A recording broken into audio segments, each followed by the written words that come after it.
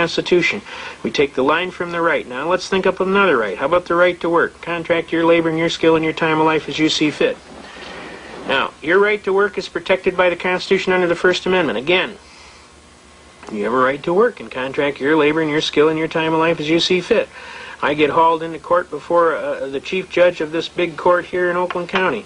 I won't give you the judge's name because he was a fair judge and a good judge, and I'm going to let him slide. But the bottom line is this. He looked just like Abe Lincoln. I mean, exactly. He was the spitting image. And he leans over the chair and he says, well, he says, it's been reported to me, son, that you don't have a license to practice law. Is that correct? And I looked up at him and I said, Judge, I'm not practicing. I know what the hell I'm doing. And the whole court broke out laughing. He said, that's pretty good. That's pretty good. I like somebody with a sense of humor. He said, but that doesn't change anything, son. You have to have a license to practice law. And I said, Your Honor, I'm an unenfranchised common law free man. I live at the common law. I am not a participant in any tontine schemes of limited liability on a joint venture for profit with an insurable interest requiring me to participate in these illegal corporate Ponzi schemes. I am just Joe Blow from Kokomo down on the street.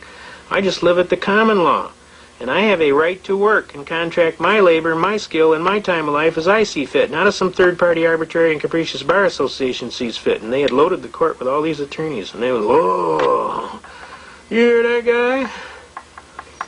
I said, Your Honor, the state of Michigan arbitrarily and erroneously converted my right to work into a privilege and issued a license and a fee for it. That's unconstitutional, Your Honor. Marbury v. Madison, 5 U.S. 137, 1803. Anything in conflict or repugnancy is null and void of law. Okay? Can you see that? Marbury v. Madison. And since the state converted my right into a privilege and issued a license and a fee for it, Murdoch v. Pennsylvania, no state may convert a secured liberty into a privilege and issue a license and a fee for it. And if they do, Shuttlesworth v. Birmingham, Alabama says I may ignore the license and the fee and engage in the right with impunity. That means you can't punish me. And U.S. v. Bishop, 412 U.S. 346, defines willfulness as an evil motive or intent to avoid a known duty or task under the law with a moral certainty. I submit, Your Honor, I couldn't have done an evil task because I was totally following the Constitution and the U.S. Supreme Court. I would submit that prosecution counsel's burden is to prove that I did willfully and knowingly avoid a known duty or task under the law, namely to get the license. And I would submit he specifically precluded he cannot perform his task, and therefore I'd motion for dismissal with prejudice failure to state a cause of action for which relief can be granted, and I'd kind of like to collect my costs and fees for having to defend this frivolous, spurious complaint. The judge rolls back in his chair with a great big smile, and he turns to counsel for the prosecution. He says, well, Mr. Prose, what do you think we ought to do about this young gentleman? The prosecution bounced back. How about we honor the motion to dismiss, Your Honor? The judge says, good answer, because I don't think you're ready for this kid today. And the whole court broke out laughing. And an old gentleman walked up to me and he said, son, I just want to shake your hand and tell you, you got to have like King Kong. Because you just slammed the Bar Association right into the ground. On top of that, I've been an attorney for 57 years, and I just want to shake your hand, sir, and tell you that that was one of the most magnificent arguments that I've ever had the privilege to hear in a court of law.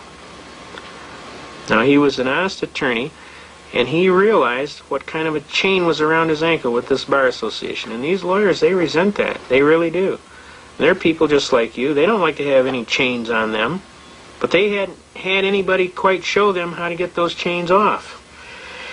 And when they saw somebody do it in their own skill, with their own, with their own cards, on their own playing field, it actually impressed the hell out of them. I had several gentlemen come up and shake my hand that day. Needless to say, the case was dismissed, and I've been helping little people get in jam for years. Every time I see some little person get jammed, I'm out there flipping that wrench. Zingy, zingy, zingy.